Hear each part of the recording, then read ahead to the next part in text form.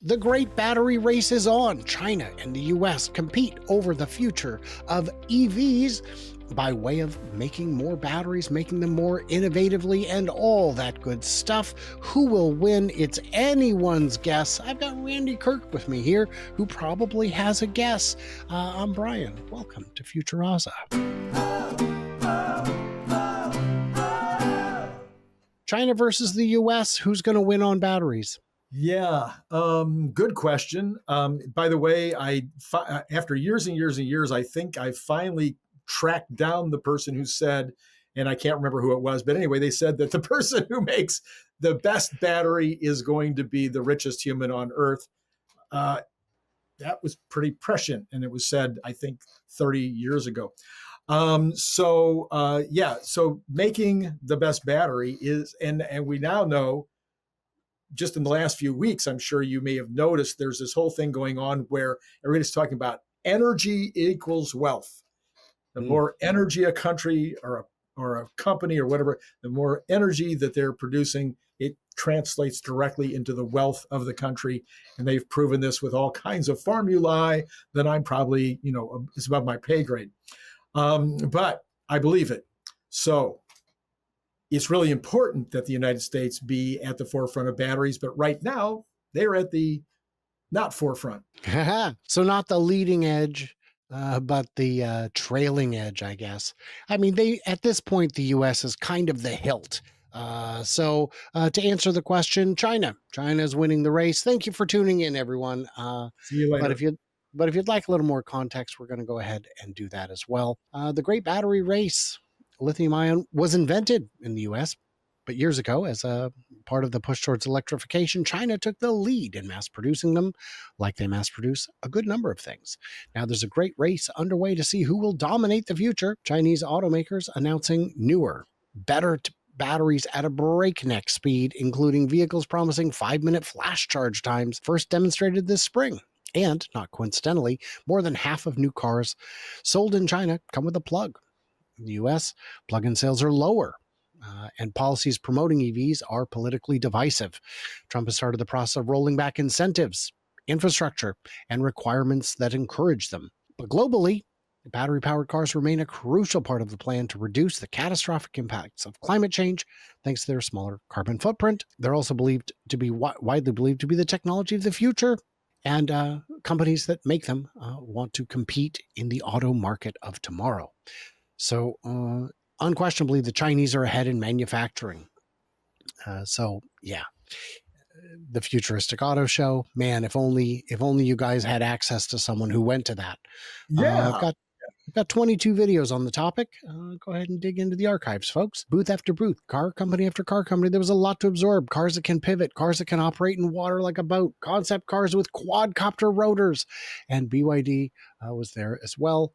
It's all kinds of stuff. It can add 2 kilometers of range per second or 400 kilometers of range in 5 minutes. So yeah, that's kind of where we're at.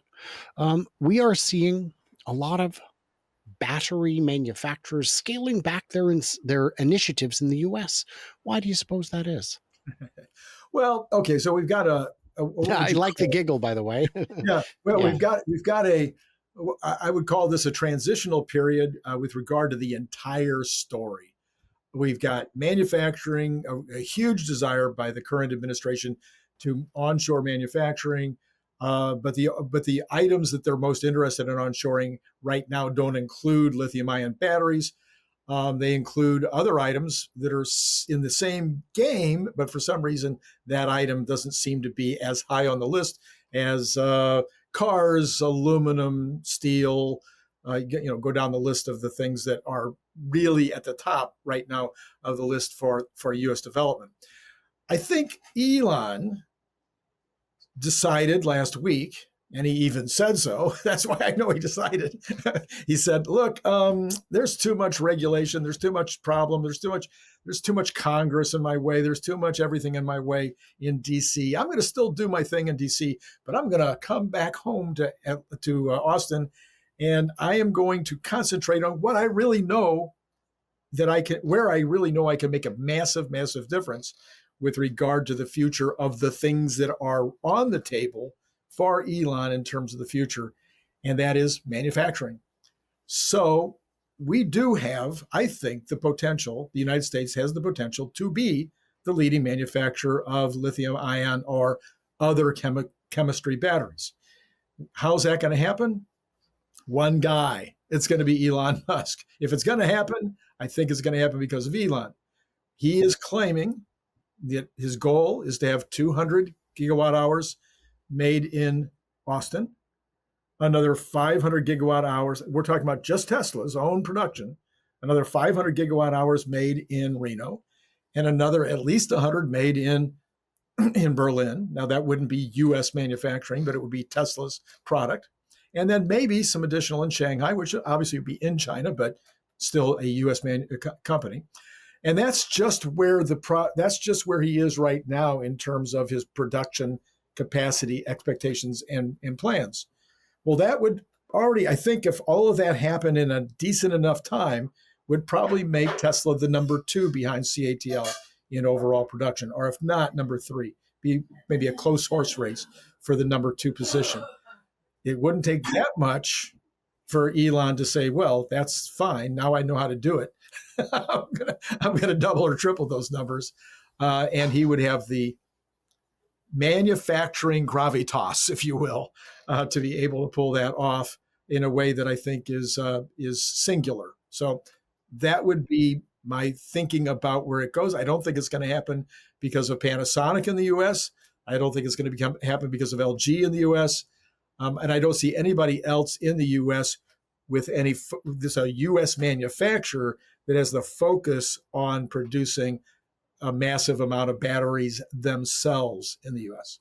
Battery manufacturing is very difficult. There was Yes. what was it, Northvolt, I think, or Norvolt Yeah. in Europe that spent a lot of money, billions and billions, and then just folded. And I did see some people saying, "Oh, Tesla or CATL or BYD should just buy it up and just take over." No, no, no, no, no, no. I get it, but this racehorse is not just tired; it has cancer. So we're gonna move on to the next racehorse instead. I think that's more effective. And the reality is, and you know this, Randy, we've read it in the comments, we see it on X every day. Tesla's done. Oh, Tesla's done. It's just done. And we know that because have you heard how bad the sales numbers are in California? it's just horrific. Horrific. Tesla Model Y and 3 still first and third bestseller. Oh, well, that's different. I expect I had it on very good authority by some very loud people that this was not possible. Now, worth noting that these numbers are down from previous years. They used to be much higher, but we are still getting the new model rolled out. We are in a different economic time. RAV4, not too bad. That's a good number. RAV4, if the Model Y is not the bestseller globally this year, I think RAV4 is going to take it because RAV4 has not had downtime and it has been a popular vehicle for many years. What's your take? My take is that there's one thing that will determine whether Tesla gets back into the lead by, I don't know, a mile later this year in California, in the United States, in the world, and gets to the place where we will be back to waiting 3 months for our Model 3 or our Model Y. And that is the moment that Elon announces unsupervised driving for all vehicles. It's game over. Brian, I didn't ask you this question yet, I don't think, on my channel, but I tried to go back in my brain, as limited as I am, and I know I'm old, so my memory might not be that great, except they say that old people's memory of what they were doing when they were 6 is better than what their memory for what they did last week. So I went back years, back into the 50s, and I can kind of, I read newspapers from the 40s because I was only 2 when the 50s came. But I can't remember ever in the history of the automobile industry a feature that would be more in demand ever. Air conditioning maybe being second, than being able to read your newspaper. What? Read your newspaper. sit in the while you're back driving. seat, Yeah. play a game, whatever it is. And so I think unsupervised will be the number one feature ever. And I think that once that's announced, Tesla won't be able to keep cars in stock. If you look at retro futuristic sci-fi, without a doubt, I would say not even a close second. Jetpack is a distant second. Self-driving cars. It's in all the movies, it's in all the shows, and a lot of them just put it in as an afterthought. Like, well, of course the car is going to drive itself, but now let's have the actual scene. It's not the focus. Interestingly, on the list of best-selling vehicles, it's California. It's a different kind of state. How many of them do you think are trucks? How many trucks do you think even made the top 10? That's a very good question. Didn't pay any attention. Right? There's a lot It's of trucks. There's a lot of trucks. I well don't that know in if there's Northern too many California, trucks, that Southern. means it's harder to get in the top 10 because you're Yeah, divided.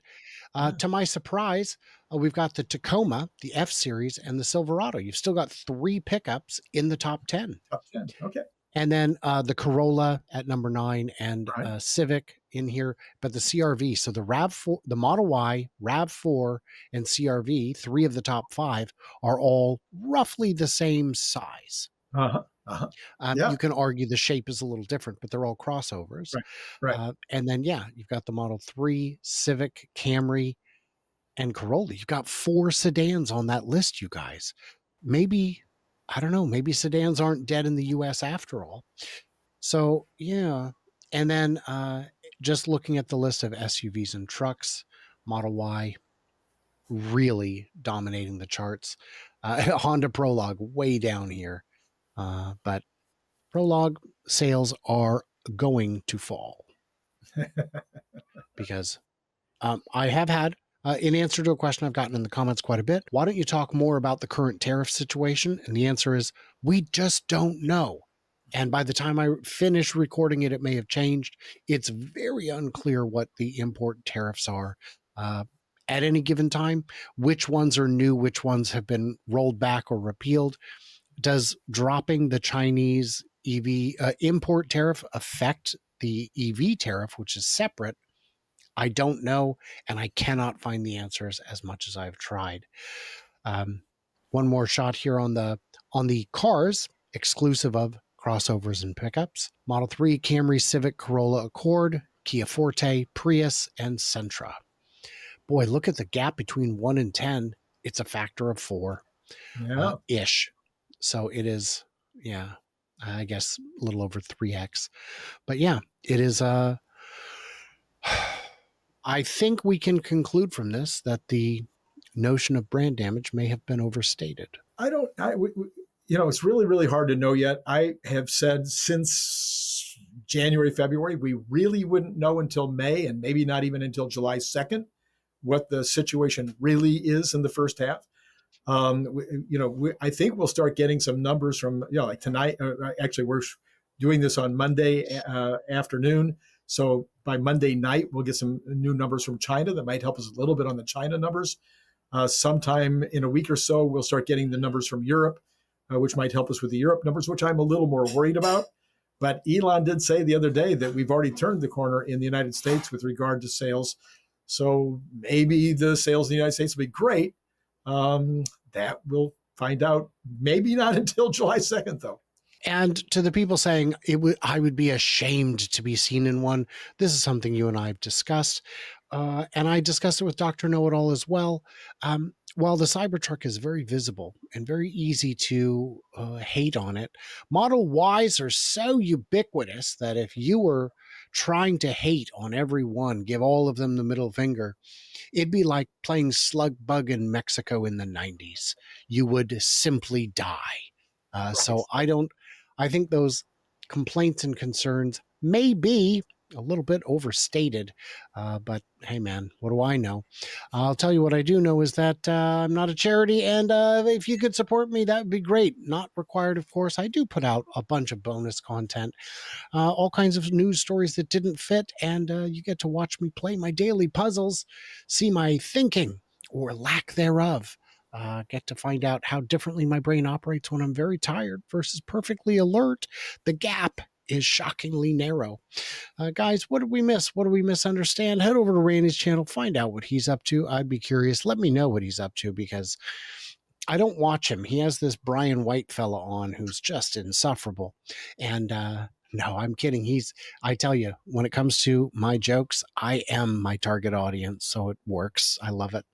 And everybody else, stay tuned, stay juicy. And I cannot wait to hear from you, clever robots, when search and rescue finally determines where Randy is and brings him home safe.